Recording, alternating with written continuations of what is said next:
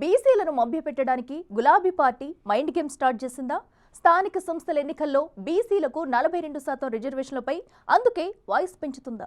నిజంగానే రిజర్వేషన్లపై రాష్ట్రపతిని BRS కలుస్తుందా? Party అధినేత కేసీఆర్ ఆ టీంలో ఉంటారా? నిజంగా గులాబీ బాస్ ఢిల్లీ వెళితే బీసీల్లో బీఆర్ఎస్కు మైలేజ్ పెరిగే అవకాశం ఉందని, బీసీలు దగ్గరయ్యే ఛాన్స్ ఉందని పార్టీ శ్రేణులు అభిప్రాయపడుతున్నాయి. లేకుంటే స్థానిక సంస్థల ఎన్నికల్లోనూ నిరాశే ఎదురవుతుందంటున్నారు. ఇప్పటికే కాంగ్రెస్ కామారెడ్డి డిక్లరేషన్పై పట్టుపడతామని పార్టీ నేతలు ప్రకటించిన నేపథ్యంలో కేసీఆర్ యాక్షన్ ప్లాన్ ఎలా ఉండబోతుంది?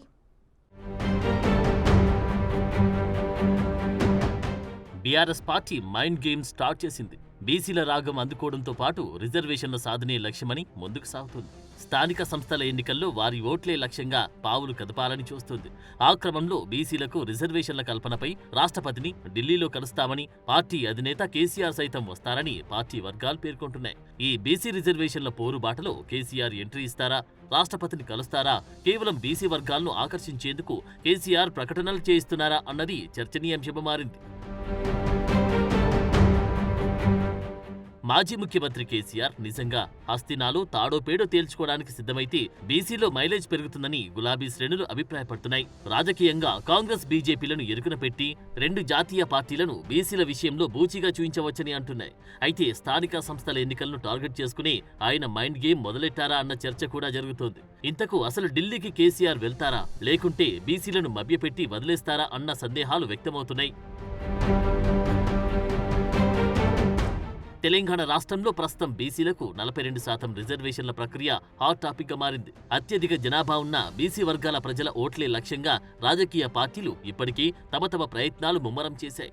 రాష్ట్రంలో సెప్టెంబర్ 30 లోపు స్థానిక సంస్థల ఎన్నికలను నిర్వహించాలని హైకోర్టు డెడ్ లైన్ విధించింది. ఈ నేపథ్యంలోనే కామారెడ్డి డిక్లరేషన్ ప్రకారం బీసీలకు 42% రిజర్వేషన్లు కల్పిస్తామని కాంగ్రెస్ ఎన్నికల ప్రచారంలో హామీ ఇచ్చింది. అసెంబ్లీలో బీసీ బిల్లు ఆమోదించి కేంద్రానికి పంపించింది. పార్లమెంట్ సమావేశాల్లో బీసీ బిల్ పెట్టాలని, కేబినెట్ ఆర్డినెన్స్ పై రాష్ట్రపతి సంతకం చేయడంతో బీసీలకు రిజర్వేషన్లు కల్పించాలనే లక్ష్యంతో హస్తినాలో కాంగ్రెస్ పోరుబాట నిర్వహించింది.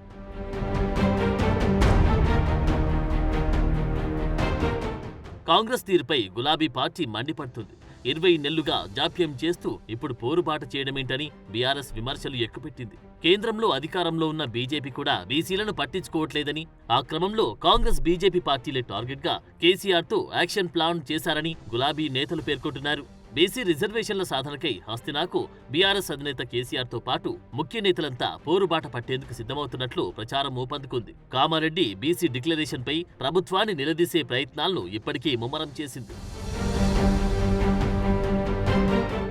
ఇప్పటికే కాంగ్రెస్ తెచ్చిన ఆర్డినెన్స్ ద్వారా కాకుండా చట్టబద్ధంగా రిజర్వేషన్ల సాధనకై ఇందిరా పార్క్ వద్ద బీసీ ధర్నా నిర్వహించింది.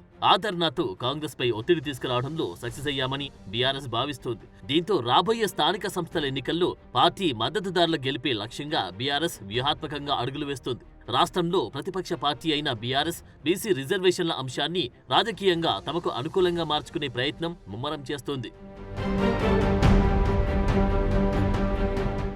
ఒకవైపు బీసీ రిజర్వేషన్ బిల్ ఆర్డినెన్స్లను మతకోణంలో ఫోకస్ చేస్తూ ముస్లింలకు బీసీ రిజర్వేషన్లు వాటా ఎందుకని బీజేపీ ప్రశ్నిస్తూ అడ్డుకునే ప్రయత్నం చేస్తుందని బీఆర్ఎస్ ఆరోపిస్తుంది. మరోవైపు కాంగ్రెస్ సైతం ఆర్డినెన్స్ పేరుతో ఢిల్లీలో డ్రామాలు చేస్తూ బీసీలను మోసం చేయిస్తుందని, దీంతో రెండు పార్టీల నిజ స్వరూపాన్ని బయటపెట్టాలని గులాబీ పార్టీ స్కెచ్ గీస్తున్నట్టున్నారు. బీజేపీ కాంగ్రెస్ పార్టీలే టార్గెట్ గా కేసీఆర్ ను హస్తినాకు తీసుకెళ్లాలనే లక్ష్యంతో బీఆర్ఎస్ నేతలున్నారు. ఫామ్ హౌస్ లో కేసీఆర్ తో ఈ మధ్యకాలంలో కేటీఆర్, హరీష్ తో పాటు బీసీ సీనియర్ నేతలు భేటీ అయి చేసిన విజ్ఞప్తికి ఆయన సానుకూలంగా స్పందించినట్టు సమాచారం. కేసీఆర్ తో కలిసి రాష్ట్రపతిని కలిస్తే పార్టీకి మైలేజ్ వస్తుందని, రాబోయే ఉప ఎన్నికలు, స్థానిక సంస్థల ఎన్నికల్లో బీసీ వర్గ ప్రజలకు పార్టీ మరింత దగ్గరయ్యే సువర్ణావకాశం ఉంటుందని పార్టీ నేతలు భావిస్తున్నారు. మెజార్టీ స్థానాలు గెలుచుకునే అవకాశముందని అభిప్రాయపడుతున్నారు.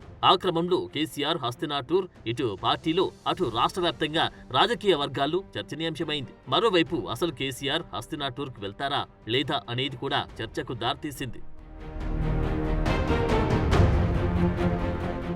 రాష్ట్రంలో బీఆర్ఎస్ పార్టీ ఓటమి పాలైన దగ్గర నుంచి మాజీ ముఖ్యమంత్రి కేసీఆర్ హస్తినాకు వెళ్లలేదు. ఆఖరికి కుమార్తె ఎమ్మెల్సీ కవిత ఢిల్లీ లిక్కర్ స్కామ్లు తీహార్ జైల్లో నెలల తరబడి ఉన్నా పరామర్శించడానికి ఫ్లైట్ ఎక్కలేదు. ఢిల్లీ పెద్దలు ఎవరినీ కలిసిన దాఖలాలు లేవు. ప్రజా సమస్యలపై ఉద్యమ బాట పట్టిన సందర్భాలు లేవు.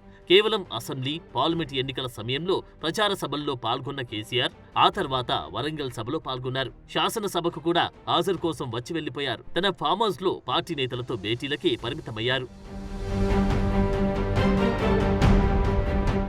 ప్రభుత్వంపై పెద్దగా విమర్శలు గుప్పించిన దాఖలాలు, పోరాట బాట పట్టిన దాఖలాలు.